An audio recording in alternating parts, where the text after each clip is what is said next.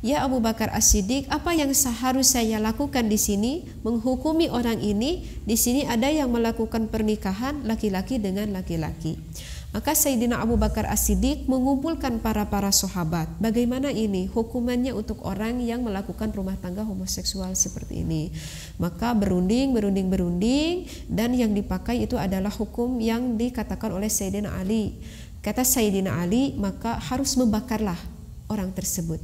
Karena Rasulullah pernah bersabda, jika ada orang seperti ini maka bakarlah orang itu.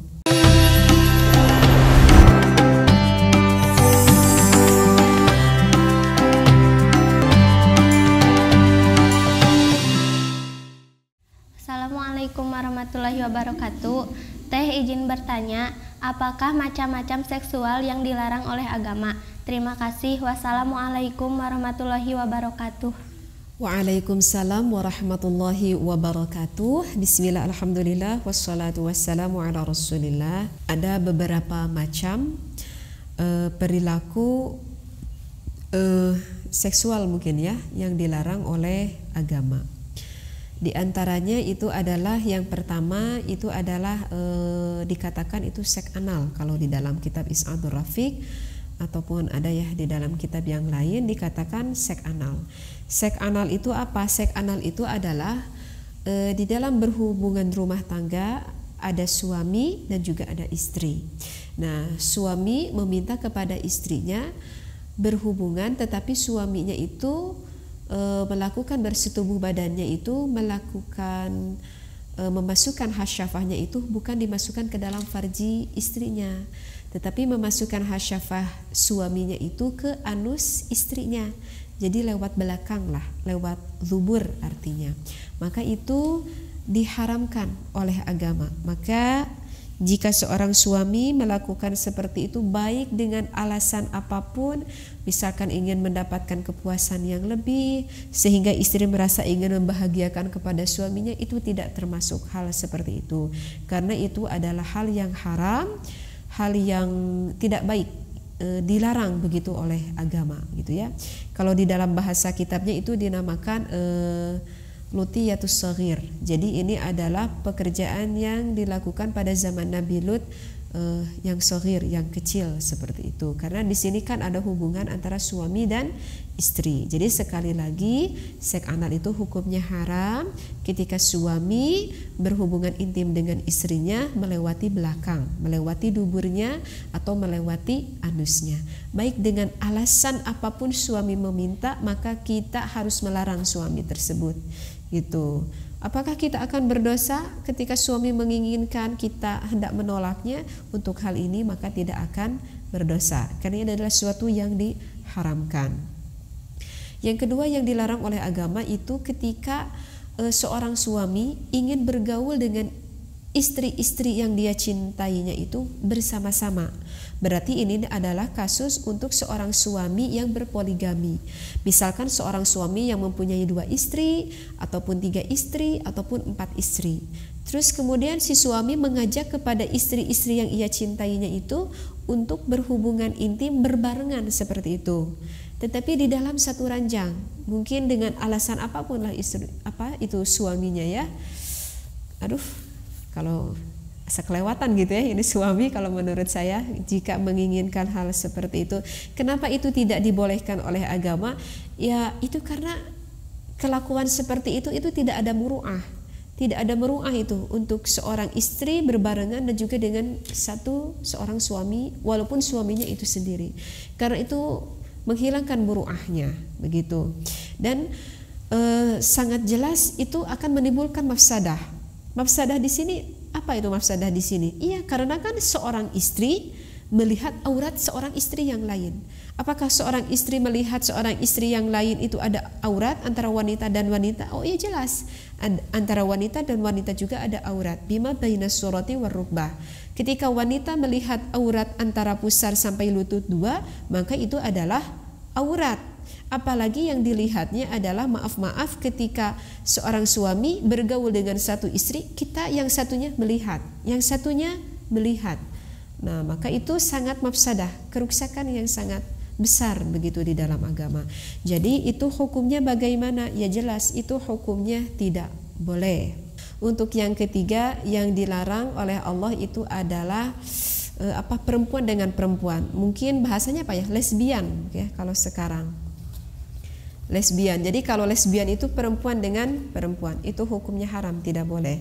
Wahya fi'alul mar'ati bil mar'ati may yaf'alu biha ar-rajulu qala sallallahu alaihi wasallam as-sihaqu zinan nisa'i bainahunna.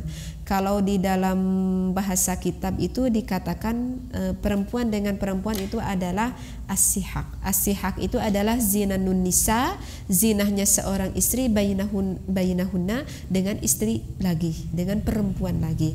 Maka itu adalah hukumnya haram. Begitu.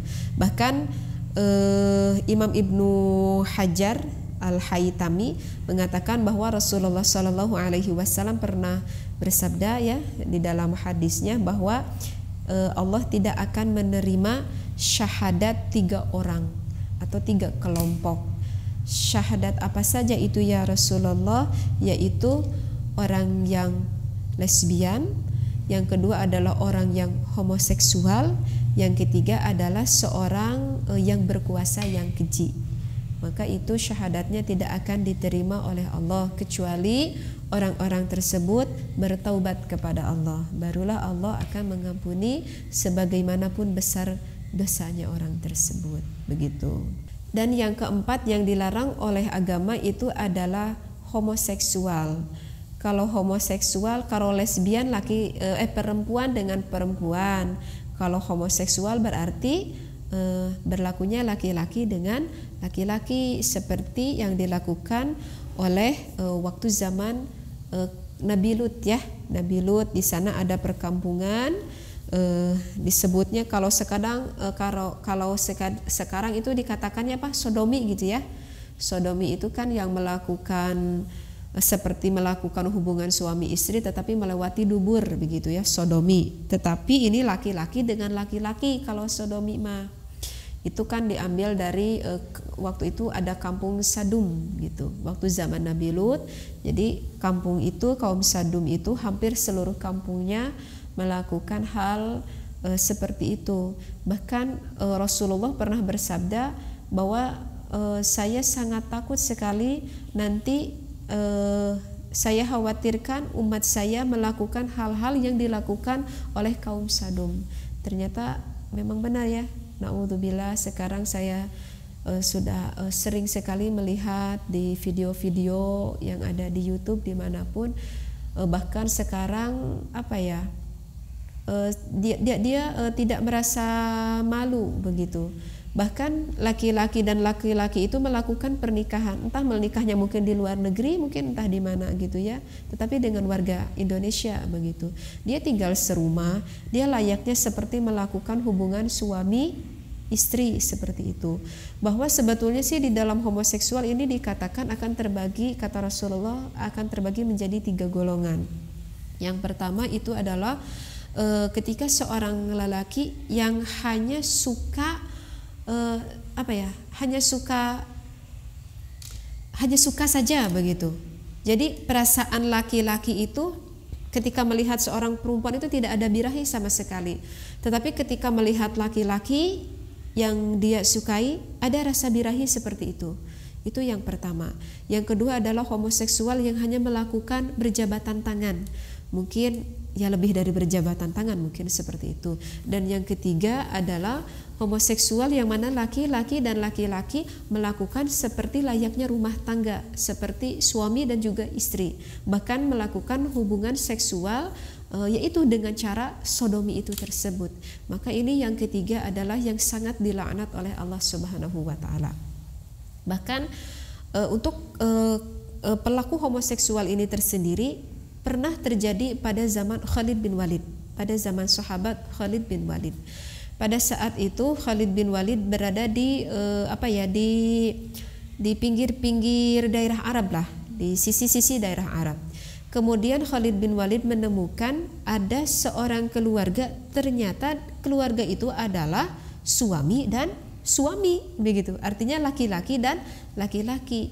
Kemudian Khalid bin Walid lantas cepat-cepat memberi surat kepada Sayyidina Abu Bakar As-Siddiq "Ya Abu Bakar As-Siddiq, apa yang harus saya lakukan di sini? Menghukumi orang ini. Di sini ada yang melakukan pernikahan laki-laki dengan laki-laki." Maka Sayyidina Abu Bakar As-Siddiq mengumpulkan para sahabat. Bagaimana ini hukumannya untuk orang yang melakukan rumah tangga homoseksual seperti ini? Maka berunding dan yang dipakai itu adalah hukum yang dikatakan oleh Sayyidina Ali. Kata Sayyidina Ali, maka harus membakarlah orang tersebut. Karena Rasulullah pernah bersabda, jika ada orang seperti ini maka bakarlah orang itu. Maka kemudian lantas Sayyidina Abu Bakar As-Siddiq memberi surat kepada Khalid bin Walid. Kata Sayyidina Abu Bakar, bakarlah orang itu. Maka Khalid bin Walid pun membakar orang tersebut, sehingga ada efek jera pada saat itu kepada masyarakat untuk mengikuti hal seperti itu, karena takut dihukum dibakar seperti yang dilakukan oleh Khalid bin Walid begitu. Dan juga untuk homoseksual ini saya juga pernah dengar di dalam kitab Is'adur Rafiq pada waktu zaman Nabi Isa alaihi salam. Pada zaman Nabi Isa alaihi salam, waktu itu Nabi Isa melihat Nabi Isa itu tidak melihat apakah itu laki-laki atau perempuan. Nabi Isa melihat ada seseorang yang sedang terbakar oleh api gitu, seluruh badannya terbakar oleh api. Maka Nabi Isa lekas mencari air, kemudian membanjur gitu ya, menyiram air gitu. Tetapi yang kagetnya itu, kata Nabi Isa, yang membuat kagetnya itu apinya itu yang membakar orang tersebut berubah menjadi seorang anak laki-laki yang kecil, jadi bocah gitu ya, menjadi bocah laki-laki. Dan kemudian yang terbakar itu membakari bocah laki-laki tersebut. Jadi saling membakar seperti itu dan tidak padam-padam. Lantas Nabi Isa berdoa kepada Allah, "Ya Allah, tolong dikembalikan lagi orang tersebut, karena saya ingin bertanya kepada orang tersebut dosa apa yang dia lakukan sampai Allah melakukan hal seperti ini." Kemudian Allah mengijabah akan apa permintaan Nabi Isa. Kemudian ruhnya orang tersebut berkata kepada Nabi Isa, kata Nabi Isa, "Apa yang hendak kamu lakukan?" Orang laki-laki tersebut berkata bahwa saya itu bertemu dengan anak laki-laki tersebut, anak bocah tersebut, dan saya menyukainya, dan saya menganggap bahwa dia adalah seperti kekasih saya, mungkin seperti istrinya lah begitu itu, dan saya melakukan sodomi. Maka saya menganggap bahwa anak bocah itu adalah perempuannya dan saya adalah laki-lakinya. Maka saya menggauli anak bocah tersebut. Maka inilah siksaan dari Allah sampai hari kiamat. Maka siksaannya seperti inilah yang saya dapatkan. Na'udzubillah summa na'udzubillahi min dzalik. Lantas untuk kita sekarang banyak sekali kalau sekarang istilahnya LGBT gitu ya. Maka sekarang banyak sekali LGBT, maka hukumannya masa kita harus membakar seperti zaman Sayyidina Khalid bin Walid? Tidak seperti itu. Karena ada juga di dalam riwayat dikatakan ada seorang laki-laki yang datang kepada sahabat. Tetapi pada waktu itu juga ada Rasulullah. Laki-laki itu berkata bahwa saya pernah mengobati seorang perempuan. Kemudian setelah saya mengobati seorang perempuan tersebut, saya berzinah dengan perempuan tersebut. Tetapi saya berzinahnya tidak melalui bagian depan, tetapi melewati bagian belakang, melewati anusnya. Maka saya ingin bertobat gitu ya Rasulullah, saya ingin bertobat, apa hukuman yang pantas bagi saya? Tetapi yang menjawab itu bukan Rasulullah pada waktu itu, sahabat yang menjawab. Kata sahabat, andaikan kamu diam, andaikan kamu tidak mengatakan kesalahan kamu ini, maka cukup kamu itu bertobat kepada Allah, maka Allah akan menutupi aib kamu. Dan Rasulullah pun tidak berkata apapun. Kemudian laki tersebut hendak keluar. Ketika hendak keluar, maka Rasulullah berdiri dan hendak bergegas menghampiri laki-laki tersebut. Rasulullah mengatakan kepada laki-laki tersebut bahwa kamu harus selalu melakukan sholat pada pagi hari dan kamu harus melakukan sholat pada malam hari. Artinya perbanyaklah amal ibadah, perbanyaklah amal ibadah sampai melebihi dosa kamu itu. Maka Allah, sebagaimanapun dosa besar kamu, jika kamu bertaubat kepada Allah, maka Allah akan mengampuni dosa-dosa kamu. Dan kamu harus lebih perbanyak amal-amal ibadah yang diridhoi oleh Allah Subhanahu wa Ta'ala. Maka bagi di luaran sana ada seorang sekelompok, mungkin ada hatinya yang menangis, mungkin ada hatinya yang karena saya juga pernah pernah menemui orang-orang seperti ini. Ada juga orang-orang seperti ini batinnya itu menangis gitu. Batinnya menangis itu dia berkata, saya tahu, bahkan saya suka mengaji. Saya tahu bahwa yang saya rasakan, saya ini seorang laki-laki. Saya tahu yang saya rasakan, saya itu tidak boleh mencintai laki-laki. Tetapi kenapa rasa ini ada kepada saya? Terus saya bertanya kepada laki-laki tersebut, sejak kapan kamu mempunyai rasa seperti itu? Dia menjawab, sejak SMP saya sudah mempunyai perasaan seperti ini. Saya juga, maaf ya, terbawa perasaan karena saya sangat mengenal orang ini. Kemudian laki-laki itu berkata, saya sedang kecil mempunyai perasaan ini. Setiap hari dia menangis, bahkan dia itu berusaha ingin menjauhi perasaan ini. Apa yang sudah kamu lakukan? Ketika saya SMP, saya salamlah kepada perempuan. Bahkan saya pernah, kalau orang Sunda bobogohan gitu ya dengan orang perempuan. Tetapi saya dipaksakan, saya tidak mempunyai rasa ini. Saya tidak mempunyai rasa ini. Begitu. Tetapi sebetulnya jawaban dari sini adalah ada pada dirinya sendiri. Kalau di dalam hatinya mempunyai rasa khauf, rasa takut yang benar kepada Allah, maka pastilah Allah akan memberikan jalan kepada orang tersebut. Begitu.